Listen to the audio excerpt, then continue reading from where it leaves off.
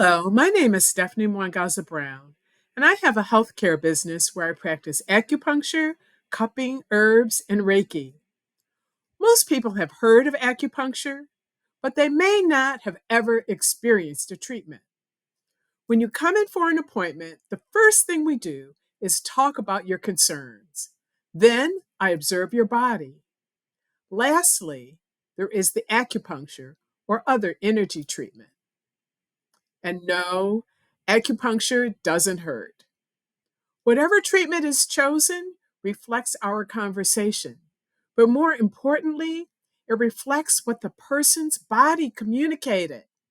Our bodies don't actually speak, but they do communicate, and they never lie. We have all seen a person who says they want to do something, but everything about their body language says that they don't. Often we override what we really feel and even convince ourselves that we feel great when it really isn't true. As a result, we begin to experience difficulties, either emotionally or mentally or physically. I've seen it many times. This is further compounded by the abuses, traumas, and injustices we experience throughout our lives. This can leave a person burdened in ways that will never allow them to flourish fully. And as I said, this is added to our daily stressors. I collect the information from the person about their story and their body story. And then I compare it to the 5 elements. The 5 elements includes everything that happens and exists. Every personality or illness, every strength and weakness, they all can be categorized as combinations of the 5 elements of water, wood, fire, earth, and metal. And for the last 18 years, I have been diagnosing and analyzing people who come for treatment. What is the one word for these 5 elements? Nature. These are the elements in nature. Nature can describe every problem and give a blueprint for the solution to every problem. So just like we respond differently to varying weather conditions, we also respond differently to the attitudes of people that we encounter throughout the day. They can have a dramatic impact. And that goes the other way. We can also influence other people and impact them. We study the elemental profile of a situation, and then we can understand how the elements are moving, and that helps us to design a solution that will balance that situation. The solution is you. Unlock the secret of the 5 elements. Sometimes the best way to explain a concept is to give an example.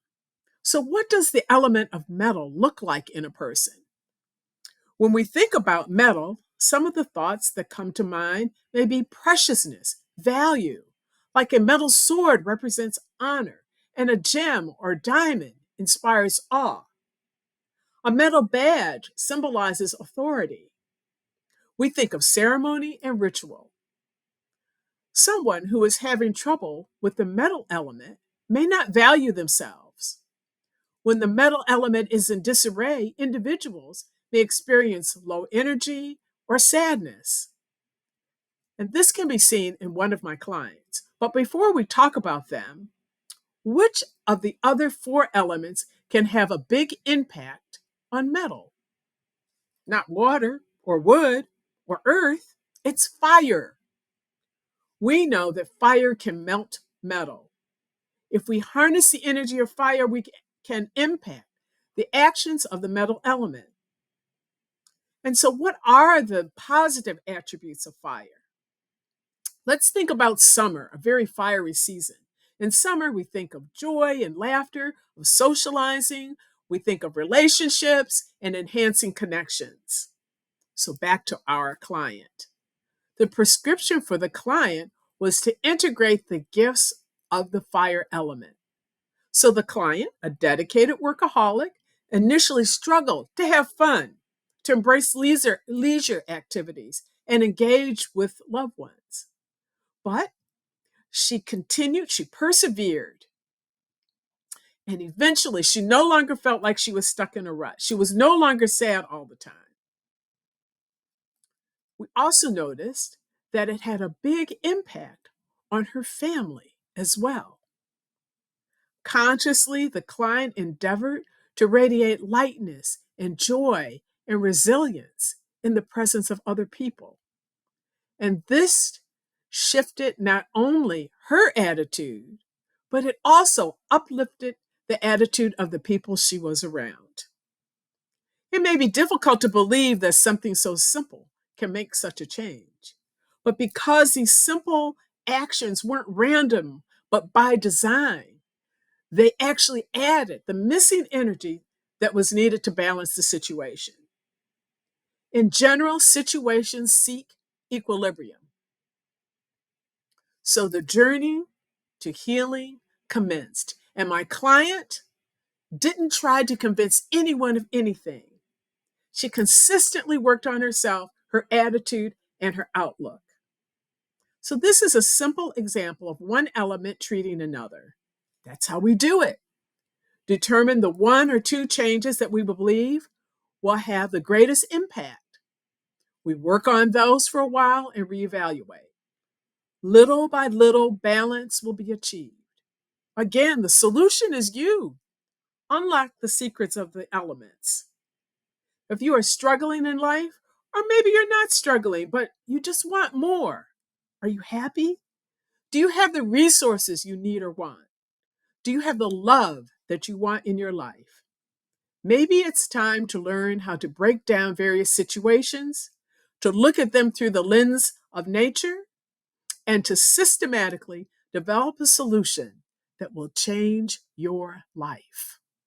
I'm reaching out, especially to the teachers and parents, to the counselors and therapists, to the managers and team members, and to anyone else who is interested. I would love to show you how to do it. Are you interested in your own personal assessment? Contact me at thefireandthelight.com and register for my office hours. I will get you started with a free assessment. Do it soon. There's a limited supply. Again, I'm Stephanie Mwangaza Brown. You can reach me at thefireandthelight.com. And remember, the solution is you.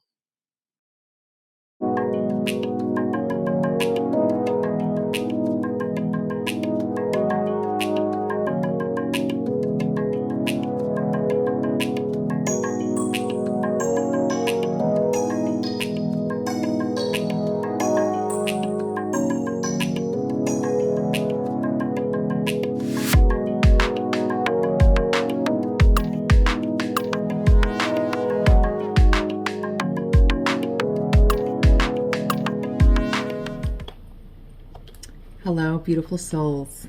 Welcome. What an honor it is to share in this very moment with all of you. My name is Tawanna Woolfolk, and I'm an embodied, biracial, queer, neurodivergent, non-childbearing 44-year-old female-identified human. By trade, I chose to obtain a master's in clinical social work from Smith College School for Social Work, and I am coming into my 21st year of clinical social work practice. I am the proud CEO and founder of an integrated healing and healthcare practice and business called Sacred Ground Institute. The title of my speech today is Standing Our Sacred Ground in Unity, Health, and Wellness. I am here before you today with a message of unity, resilience, and self-care.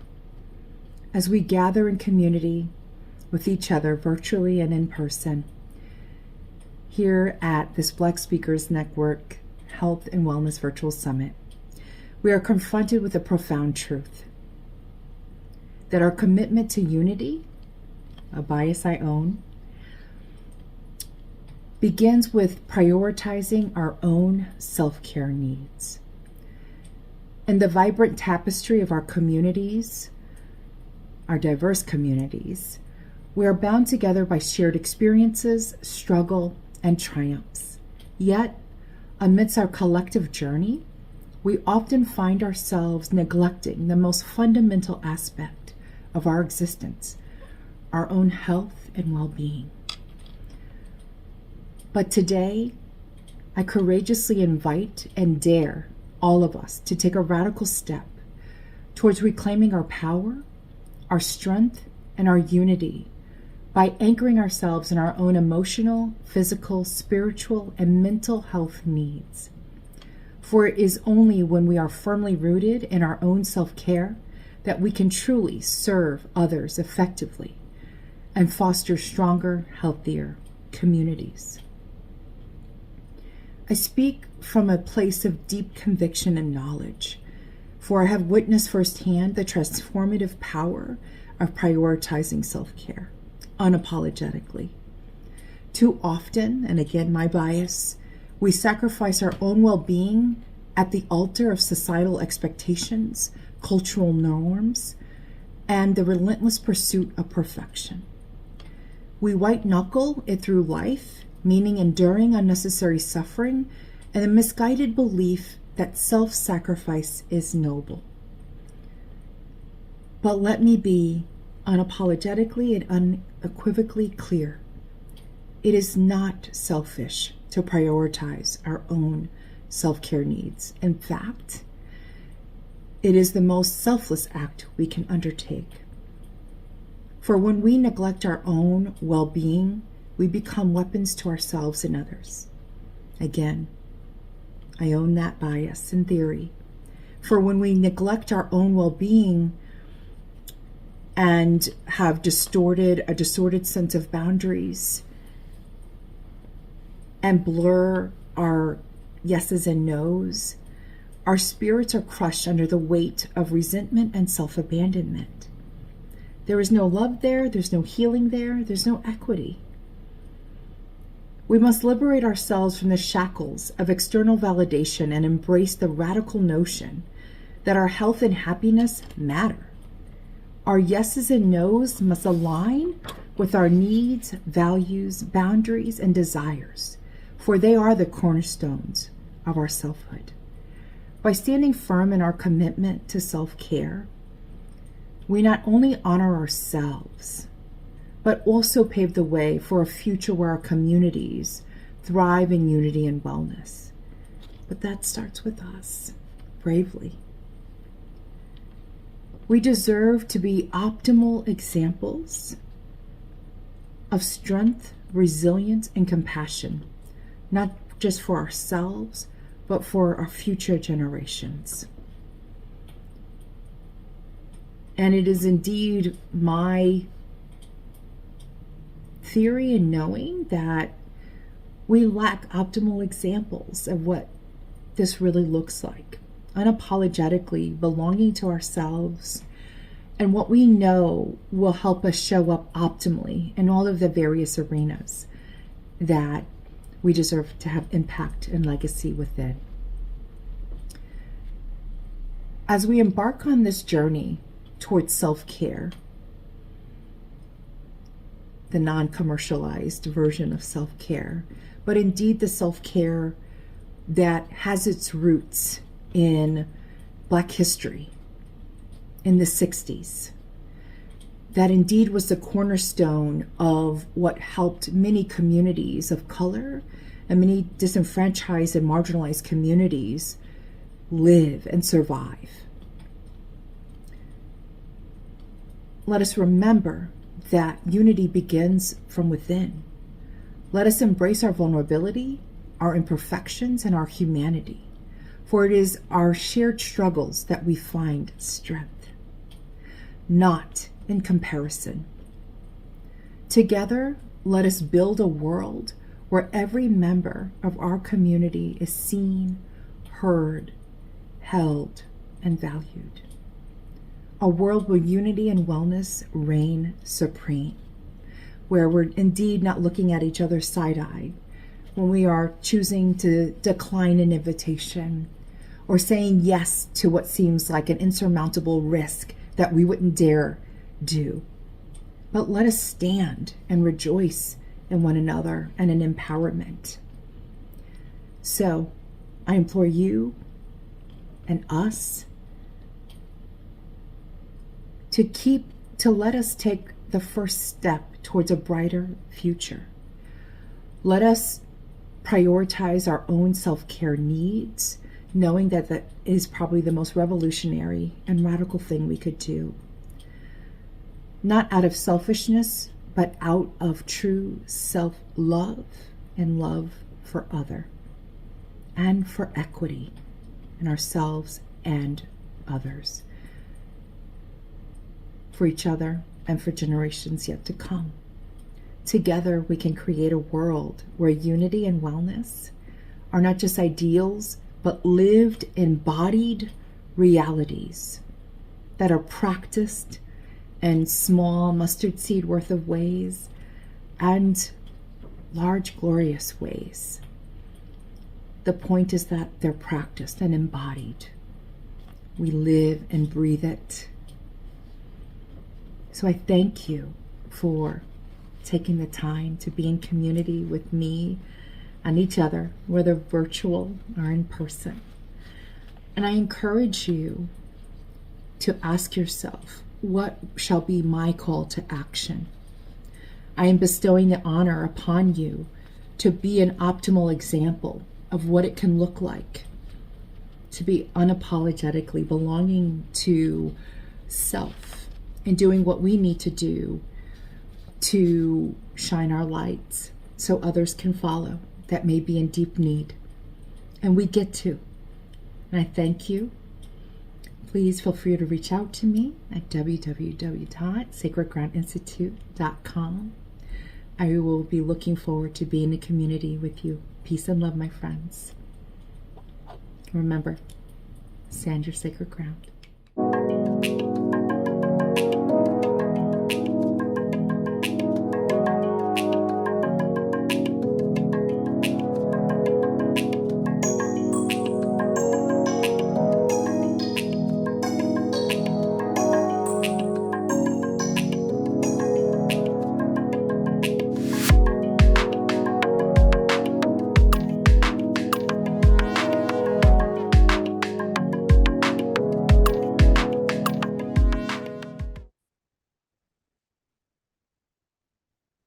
Welcome to Wholeness Within, nurturing mental, physical, and spiritual health. Who am I? My name is Dr. Chalice Rhodes. I'm a licensed professional counselor, national certified counselor, and board certified telemental health counselor. I'm also a mom, an athlete. I love to sing, praise and worship and dance. You know, I'm a breast cancer survivor, and I turn my pain into purpose by becoming a psychosocial cancer oncology behavioral health specialist. I'm also a Christian counselor.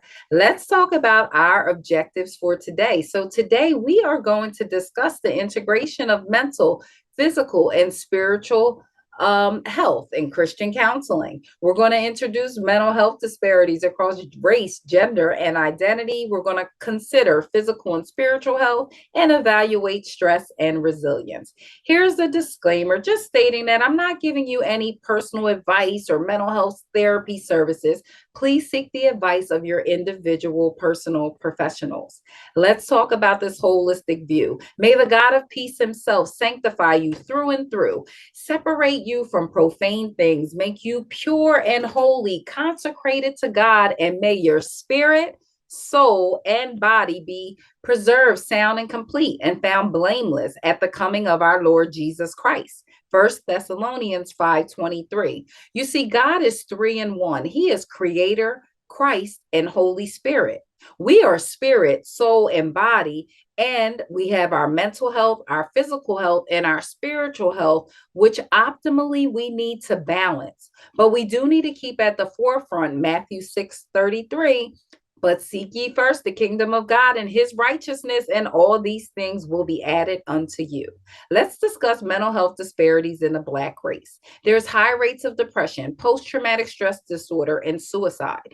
There's inequitable access to mental health care, lack of culturally competent and culturally humble, mental health treatment, high levels of stress due to systemic racism, discrimination, and post-traumatic slave syndrome. And maybe many of these disparities are equally seen across all races and identities.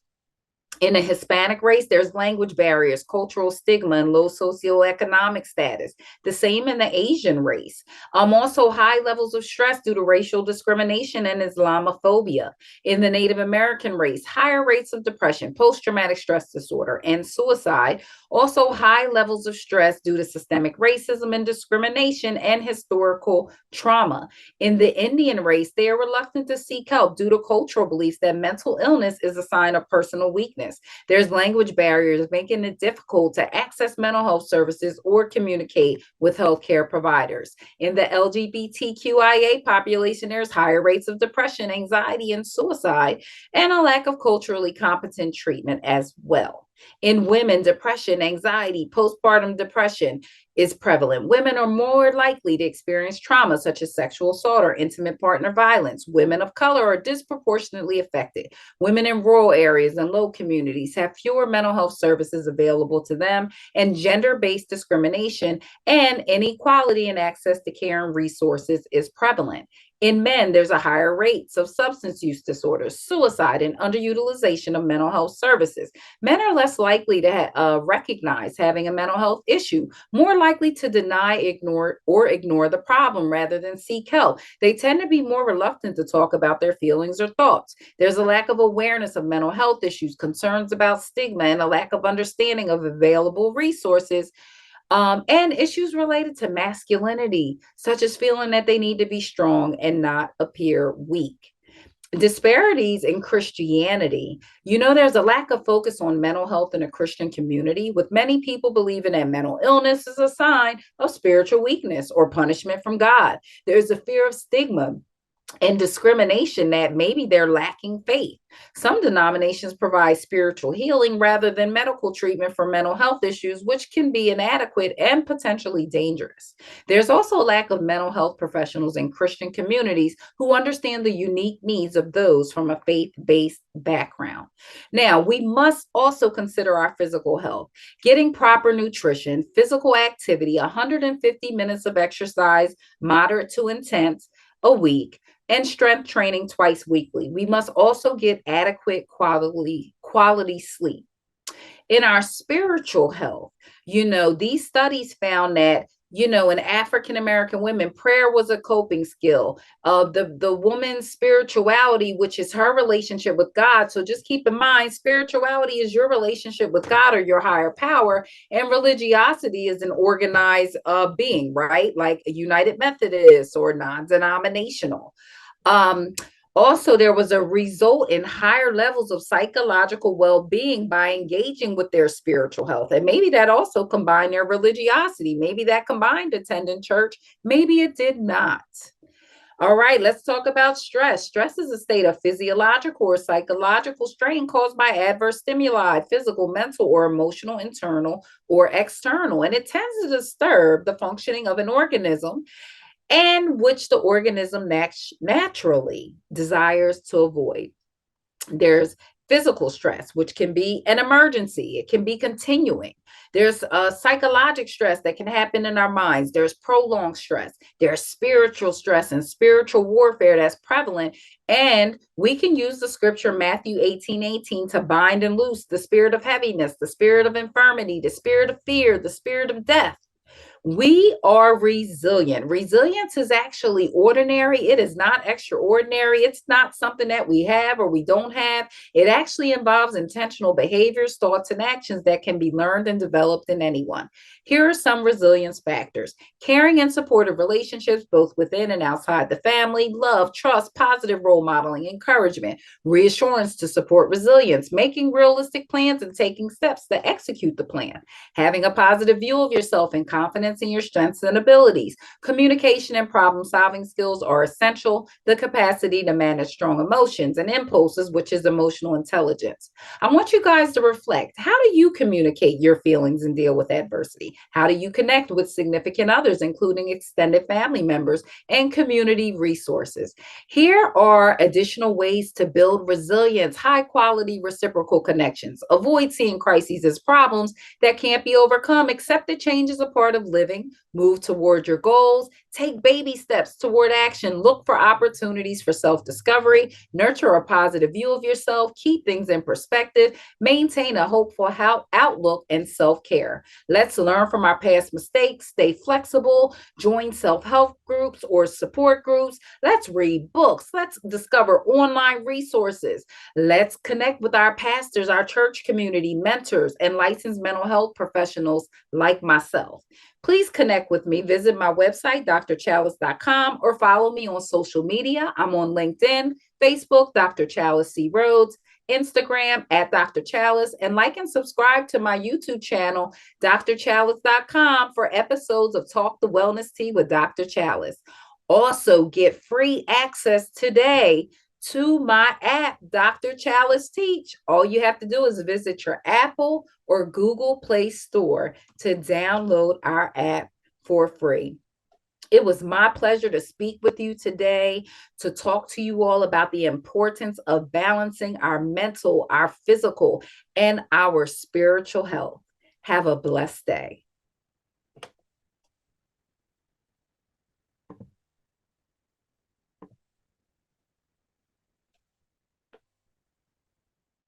Are you ready to share your message with the world? Introducing PitchDB, the all-in-one platform revolutionizing the way speakers connect with podcasts, conferences, and media outlets. With access to over 3 million platforms, finding your perfect speaking opportunity has never been easier. Our AI integrations create personalized bios and pitches, setting you apart from the crowd.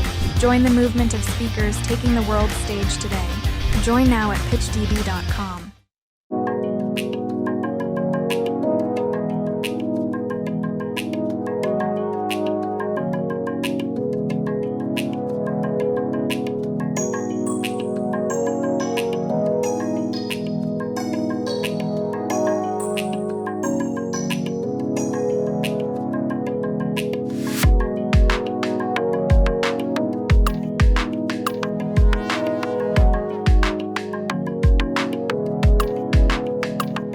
Everyone, my name is Fabiola Paul, licensed clinical social worker, currently the CEO and clinical director of Enlightening Counseling and Educational Services. I educate and empower women and teen girls going through different mental health challenges and life stressors to go from stressed out to thriving in their personal and professional lives. I am so excited to be presenting to you today and be a part of the Black Speakers Network Health and Wellness Virtual Summit. So let's get started. My presentation is entitled, Do You Want to Be Well? Understanding Emotional Wellness and Self-Care. Now, you may be wondering, well, what is wellness anyways? Wellness is the holistic integration of different parts of our lives that lead to an overall healthier life experience. Here is a really great visual that I have that will help you understand this concept a little bit more. This wellness wheel shows you the different dimensions of wellness. So we have intellectual wellness, we have emotional wellness, occupational wellness, environmental wellness, financial wellness, spiritual wellness, physical wellness, and social wellness. Today we'll be really highlighting emotional wellness. Oftentimes we underestimate the impact emotional wellness can have on our overall well-being. So emotional wellness is the ability not only to know our thoughts and emotions, but understand our triggers and be able to cope with life stressors. So today we're going to be talking about self-care, wellness, wellness planning, and I'll be showing you a few coping skills to help you on your wellness journey. Let's get started. So why self-care? Well, self-care is a really important part of emotional wellness. When you feel good, you're able to slow down your emotions, understand your thoughts, and really be able to respond instead of react to life situations. When you're able to put in the time to recharge and pour back into yourself, you are able to feel more positive feelings. You're able to be more confident, have more self-esteem, and definitely be able to handle stress better. So here's a list of different options that I encourage my clients to engage in. Something as simple as listening to music, talking to a friend, journaling, seeing a therapist. And these are realistic options and that people often overlook. This idea of our thoughts and our feelings and our behavior being intertwined is really an idea that comes from cognitive behavioral therapy. And this tool, this is called Thought Triangle, is a tool that helps you to reframe your thoughts and reframe your emotions and your behavior to things that are more helpful. So let me give you an example. Let's say you're reaching out to a few friends and no one is responding to you, and it's been a week. So your natural thought triangle can look like this. I guess something's wrong. Maybe they're mad at me about something, or I guess we're not as close. Then you may be feeling dejected, isolated, angry, or sad, or even defensive. And as a result, you stop reaching out and you self-isolate, or you engage in other behaviors that would widen the gap between you and your friend. The situation doesn't change, but you decide to reframe your thoughts. So instead of feeling instead of thinking that, hey, they don't want to be my friend, something's going on, somebody's mad at me, you may think, I'm curious. I wonder what's happening.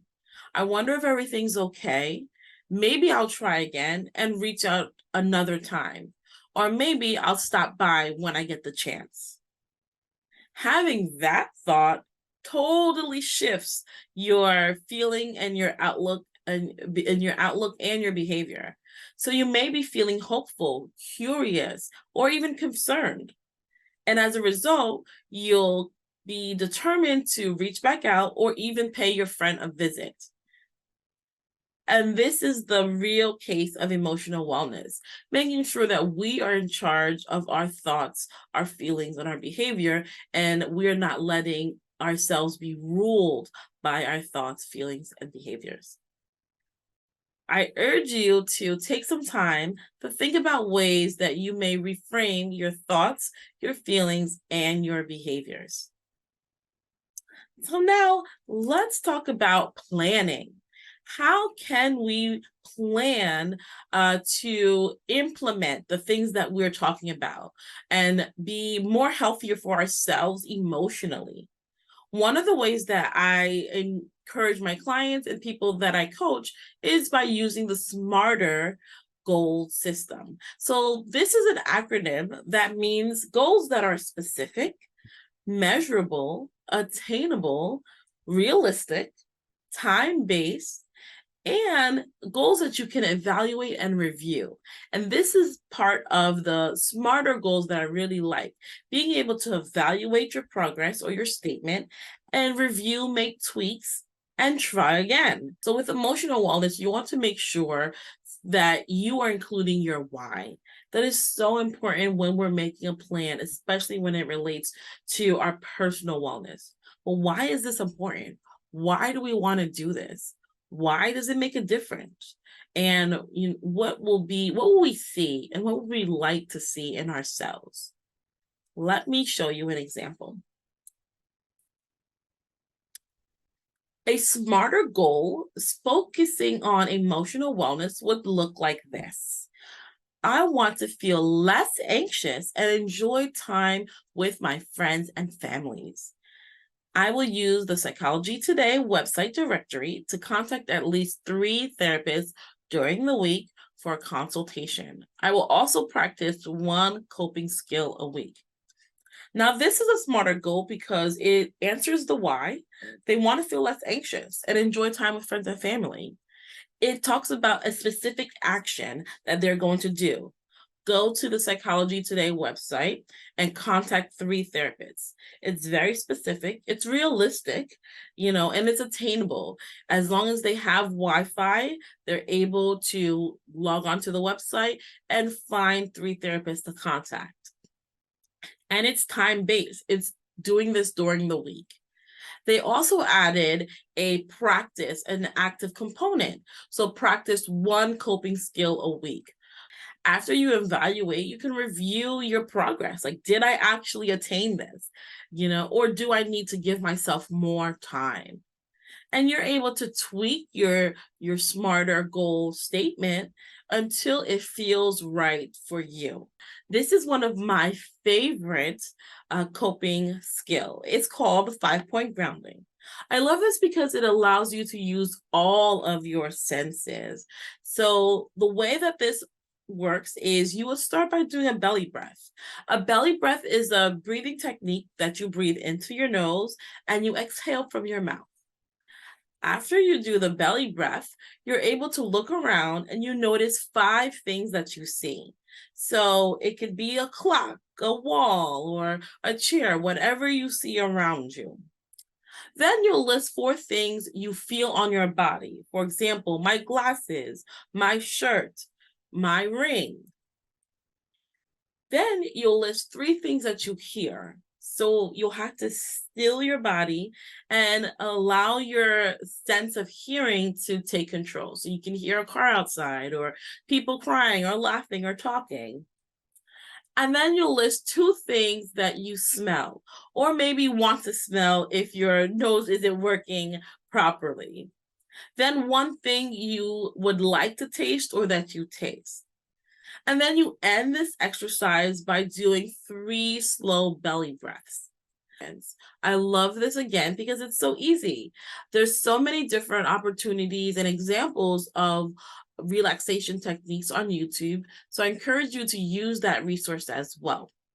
This has been such a great experience speaking with you all about emotional wellness. And I encourage you to think about the question, do you want to be well? I hope that you take these tools and information provided to you today and really embark on a meaningful wellness journey. I would love to connect with you all. Please visit my website, www.fabiolapaullcsw.com, and there you'll find your free 30-day gratitude e-journal, as well as an opportunity to schedule a free discovery call so we can get deeper into your personal wellness journey. Thank you for taking the time to really discover emotional wellness and self-care. Bye for now.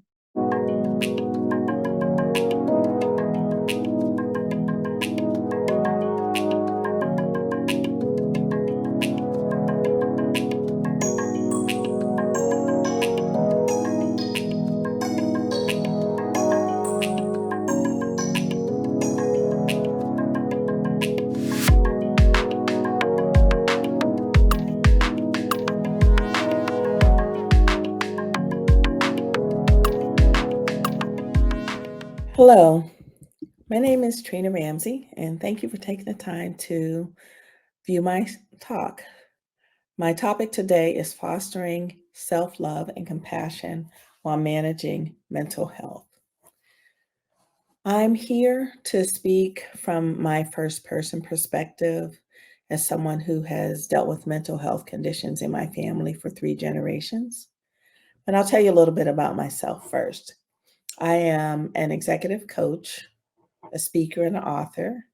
And I also have 25 years of experience in nonprofits, in fundraising, and as a C-suite executive. And I am in my business full-time at this point. And so I also offer training and consulting for nonprofit leaders as well. But again, today, this is really my personal story and also some lessons that I've learned from my family's journey. So I just want to start out by sharing my story from when I was a child. I lost my mom when I was 14 to suicide. She was suffering from bipolar and schizophrenia. And she really fought hard. She was in and out of the hospital for years, actually. She was on and off meds. She was really fighting to lick it, and she wasn't able to.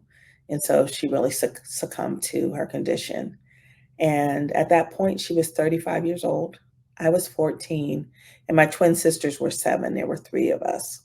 And so, of course, this was devastating to us all. She was a single mother, and we had an extended family that really swooped in to take care of us and to help us to move and to continue to grow. We all were able to go to college. I am just so grateful for my family that really took care of us and stood there for us. I also just want to share that for me, while I succeeded in life, I also went in. I went within. My mother had shared with me her diagnosis when I was 12 years old. And of course, as the eldest, I was already like helping cook and do my sister's hair and different things like that. But when she shared her diagnosis with me, it kind of drew me forward. And that's my first bout with the whole concept of superwoman. So I just really felt like I was responsible. I really needed to help to navigate this and to support her. Now, nobody told me this. This is just something that I decided. And of course, it really was something that stuck with me over time. But we got through it. We were able to move forward. And one of my favorite scriptures is, "All things work together for the good for those who love the Lord and are called according to His purpose." Romans 8:28. It has been one of the things that I have seen over and over in my life when I look back and see how God has been there with me through the tough times and helped me to overcome some situations, helped me to grow stronger, and put people and situations and opportunities in my life. It is one of the things that has helped me in my journey to stay in forward motion, to stay um, positive in the face of difficulties. But I'm also going to say, I, since we moved away from our hometown, I had the luxury of just kind of like closing that off, and I shut the door. I didn't really acknowledge the fact that we had mental illness in my family. I was ashamed of it. I was ashamed of the way my mother died.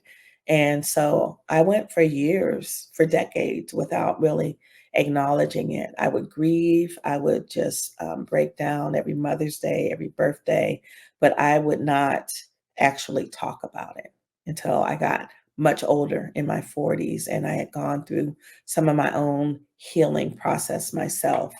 Um, I also want to share that as we progressed, my younger sister ended up having her own battle with mental illness, and she's still under treatment and getting support with that. And then during the pandemic, my son, who was in his early 20s, went through some challenges with anxiety and depression, as so many young people and so many of us in general did during the pandemic. And I actually do believe that during the pandemic was what helped us to, as a society, to acknowledge the real reality of mental health and to be able to start to destigmatize some of these things.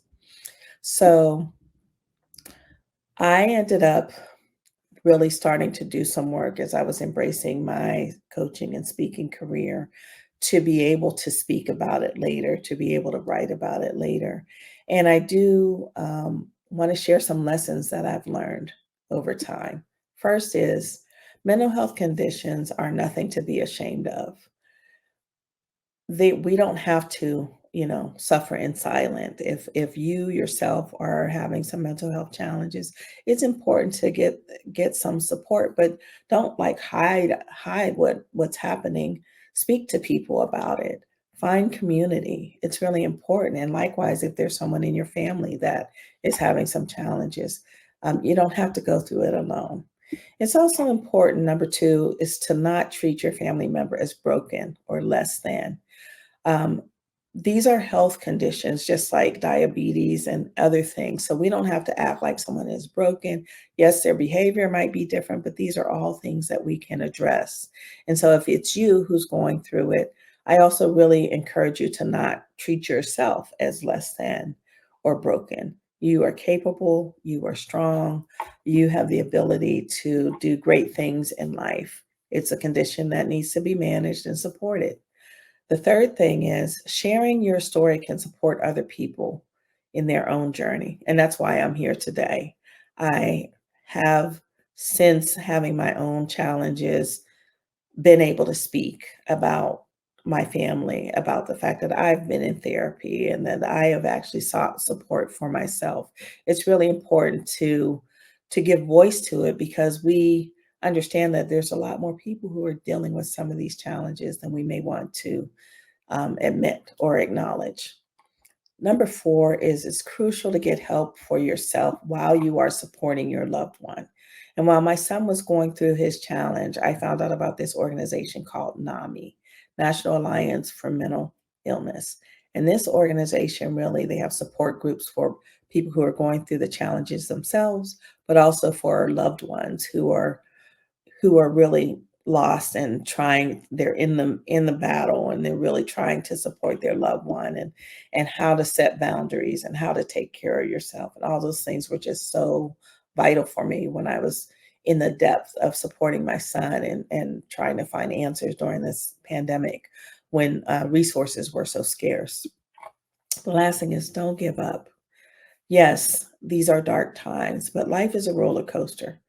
And there's ups and downs, there's darkness, and there's light. The sun will shine again. And so it's really important um, that to be persistent in owning your own health care and your own mental health, to do things to take care of yourself, to to find the light in the midst of everything, to find ways to have fun and enjoy one another, enjoy the people that you love and that you are with, and know that you are worthy, and so is your family member. So, in closing, I just want to thank you for taking the time to listen. As I said, I'm not, here pitching anything. I'm just sharing my story. And if there's any way I can support you along your journey, I would love to hear. You can reach me at Trina, Trina, at mycoachtrina.com. I'm also available to speak about this topic and other topics. I'm also available, of course, to coach and things of that nature. And there's more information about me in general on my website. And you can go to justdoyouinstitute.com. Thank you so much for taking the time, and may God bless you.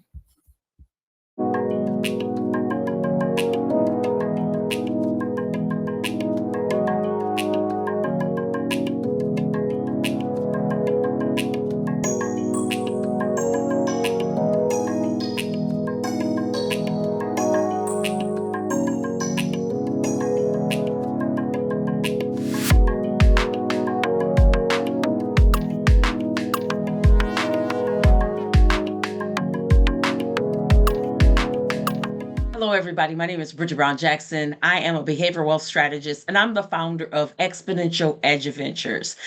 Today, we're going to be talking about using emotional intelligence to lever behavioral wealth.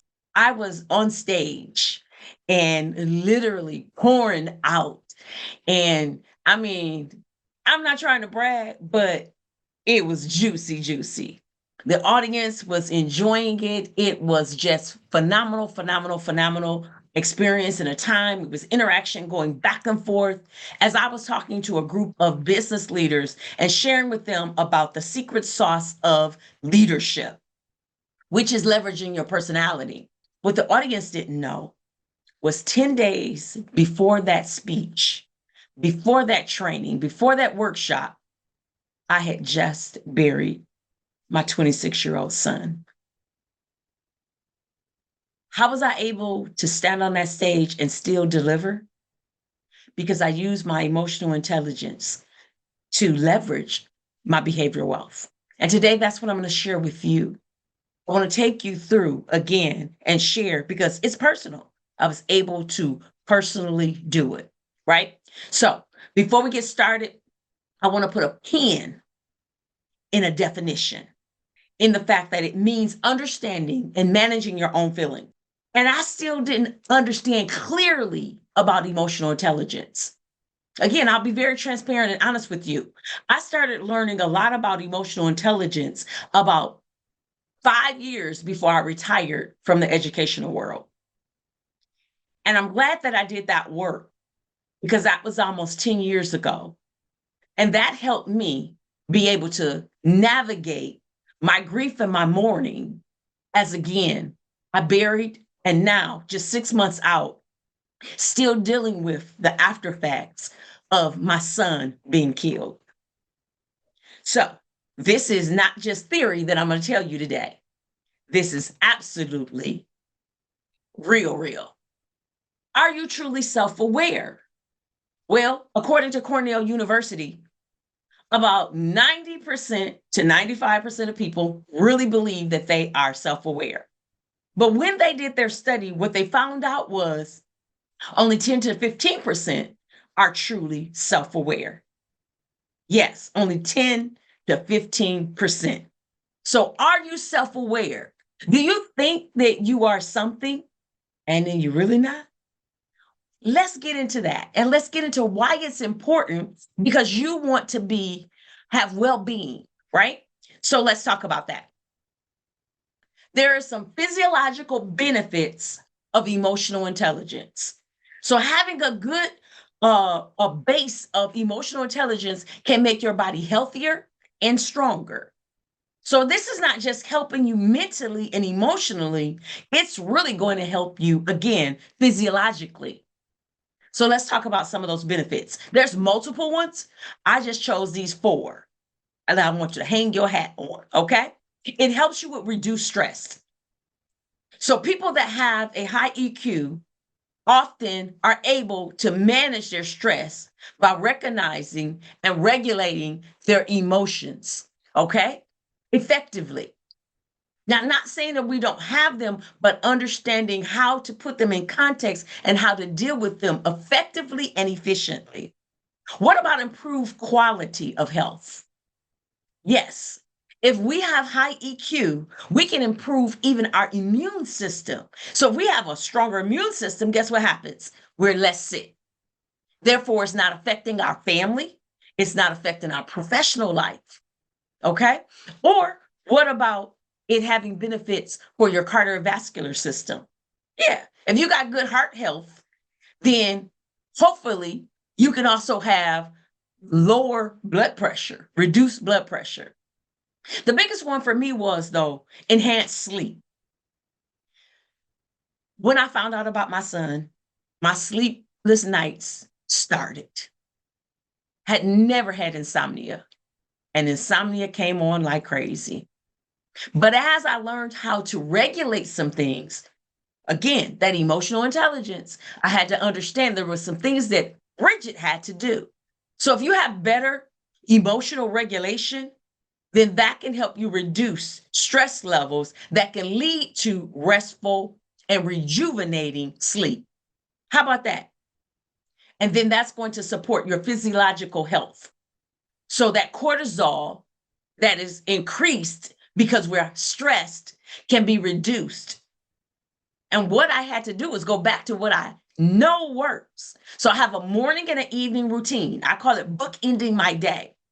And I suggest that to all my clients. I'm suggesting that to you if you don't do that.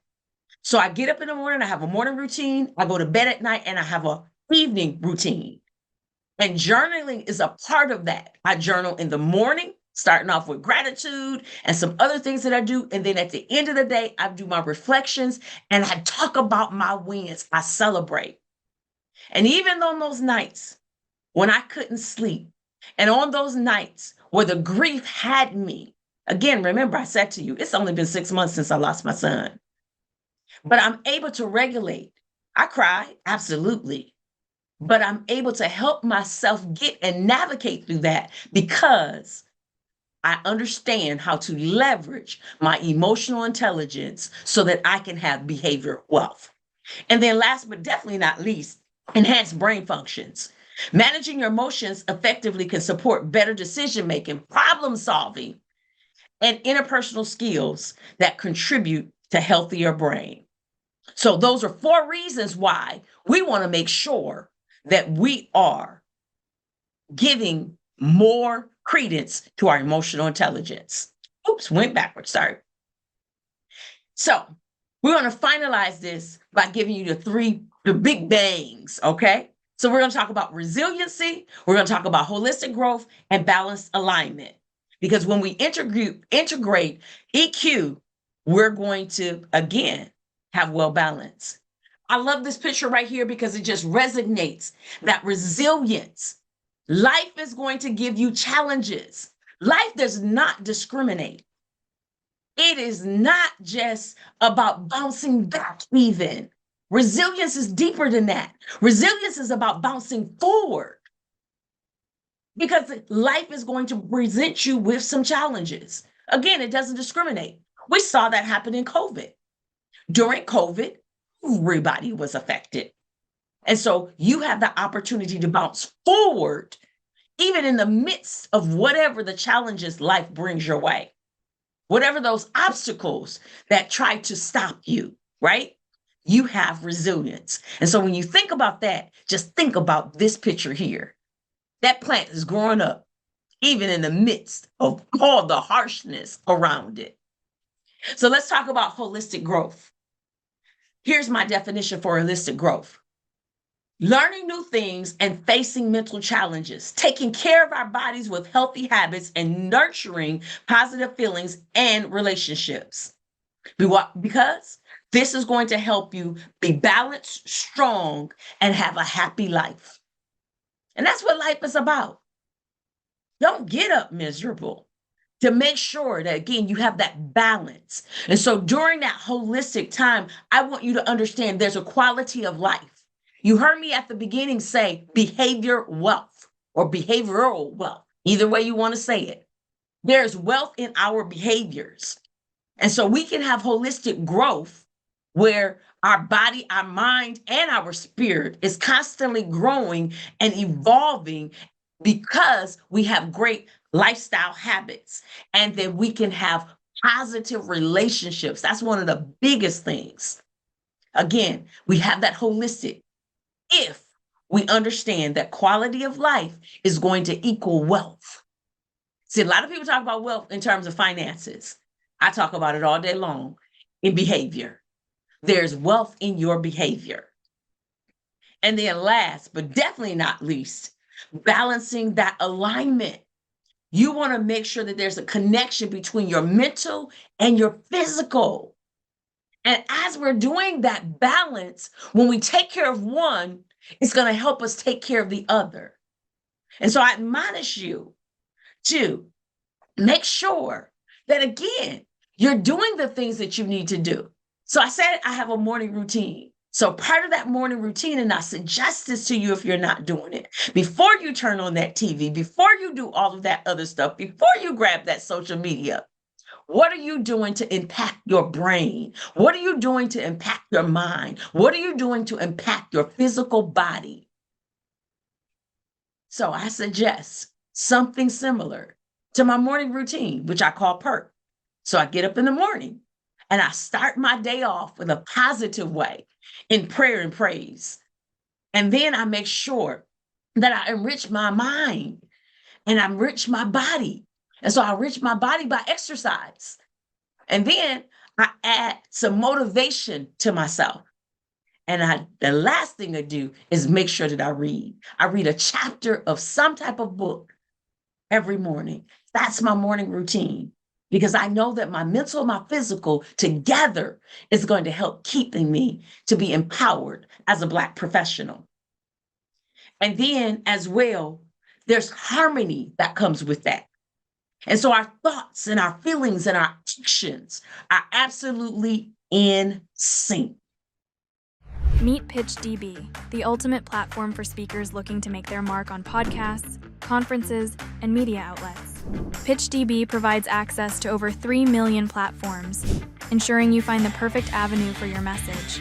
With AI integrations, your bios and pitches are tailored uniquely to each opportunity, giving you the edge you need. Join now at pitchdb.com.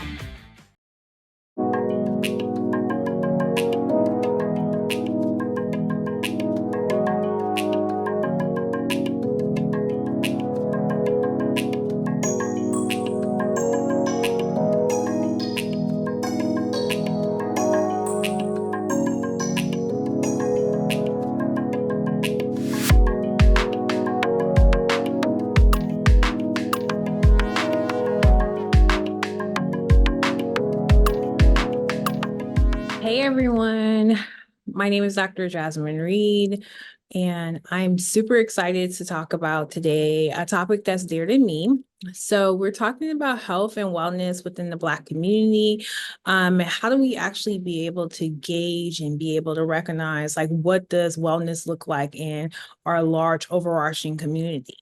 And I'm here to talk about for a little bit, just to share some tips on things that you can be able to implement in your life and be able to engage so that our communities can be able to have a healthier life. So I'll start off just saying that wellness is something that we're constantly striving for. And particularly because we live in a society that has been deemed chaotic, that has a lot going on. Every day you look at social media, you're looking at the news, you're even just thinking about the friends and family that you have around you, that they are experiencing so much that's going on all the time. And it often seems everlasting.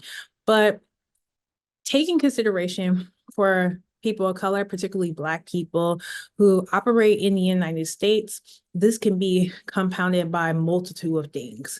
And historically, there's always been a struggle when they have been in this country due to historically some of the factors around enslavement, as well as some of the institutionalized ways in which we operate from a racial framework. But I want us to start to think about the origins of how we operate naturally, which is from a perspective of wellness, and being able to lean into that, because that's what's most important for us to continue and be able to have healthier generations in the future. So there's a couple of things to think about. The first thing I always think about when I'm talking about wellness for our communities is I'm going to look at the idea about how do we actually incorporate self-care. And self-care is a big one, because I think self-care is one of those things that we can teach ourselves, but also we can model for our family members and be able to navigate in different spaces where we're able to see how it can be able to blossom.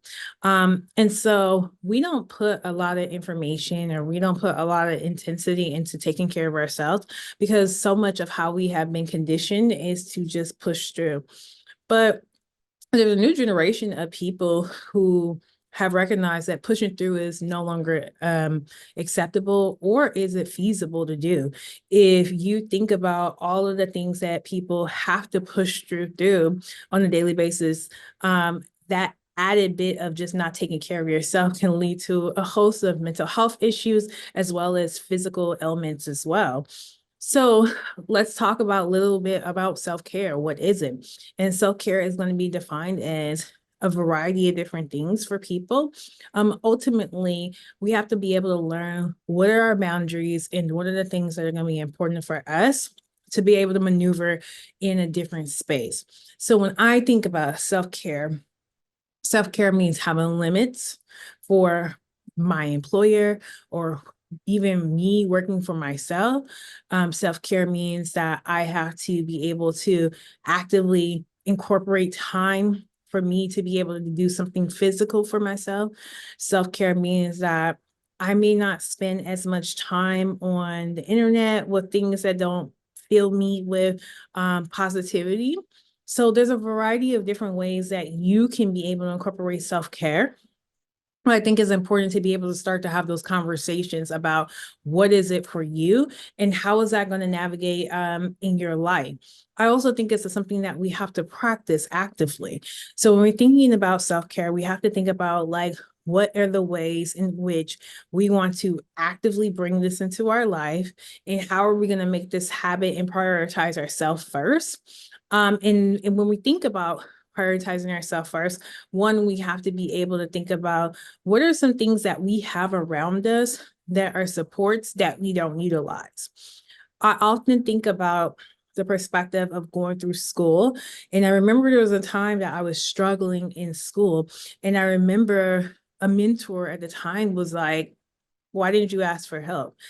And that thing came up a lot when it came to things. And it still is something that oftentimes we have been conditioned, and my personal self have been conditioned to do. So when we think about how do we actually utilize the resources around us, we have to look around and see, is there actual help for us? And are we utilizing and taking advantage of everything there? Sometimes we don't operate from asking for help because of pride. Sometimes we don't operate because we don't want to be ridiculed or have people in our business. The other part is sometimes we're just assuming that people don't have time or don't want to help with us. And the reality is sometimes people are really there for us to be able to help. So I think it's important for us to be able to take a really good assessment about who's around us and who's going to be actually a good person for us to think about in the grand scheme of things that can be a support system so that we can be able to prioritize some of the needs we have. Another thing to think about when we talk about self-care is thinking about the things that are very stressful to us and how do they serve us at this point in life. And that's a hard one because I think a lot of our stressors are things that we might actually need. For example, our stressors can be our job. Our stressors can be family. Our stressors can be just everyday living. The cost of living is very high. Just being able to navigate in kind of the world can be a stressor. But how do we actually utilize the resources that we have to be able to not operate from a perspective where we're highly emotional or we're anxious or we're operating from a space where we feel less than. And so if you start to notice that you have stressful things for yourself that are popping up, they're not going away, and you're starting to respond to them in unhealthy ways. You're maybe eating more, which I think is one of the bigger things that we see within the Black community because it's socially acceptable. Or you recognize that you're not eating enough, or you are maybe drinking or smoking a little bit more than you normally do. Then it might be time for us to think about how can we be able to get mental health services. Mental health services are something that is foreign for us in the perspective that we're not accustomed to going to strangers and talking, but it's something that we actively kind of already do. And so if you think about the practice of how we work in mental health, is you being able to operate and go to someone who is trained, and that they are able to help you navigate through whatever stressor that you're having. But when I think about like culturally, how people, particularly people of color, have operated for so long, we do this in our everyday lives. And it doesn't mean that those things are not sufficient. They add to our life, but sometimes it is important for us to have professionals such as mental health clinicians to be able to add and see something from a non-biased view. I know it's important for us to get those social experiences and advice from people, but the purpose for us at this moment is to be able to have a space where we can truly call our own and be able to have someone in our life who can be able to help us navigate through the things with a clear conscience, and there's no bias or pressure around it. The last thing I want to leave us with is really thinking about the aspect of how can I be able to incorporate wellness? And I think the most important thing that I always take away from a perspective, from a health perspective, is we all have little things that we can be able to change. And so I say start off with making a list of the things that you haven't been able to accomplish over the last couple of years. Maybe that's losing weight. Maybe that's being able to be better about your finances and it creates a lot of health issues around you.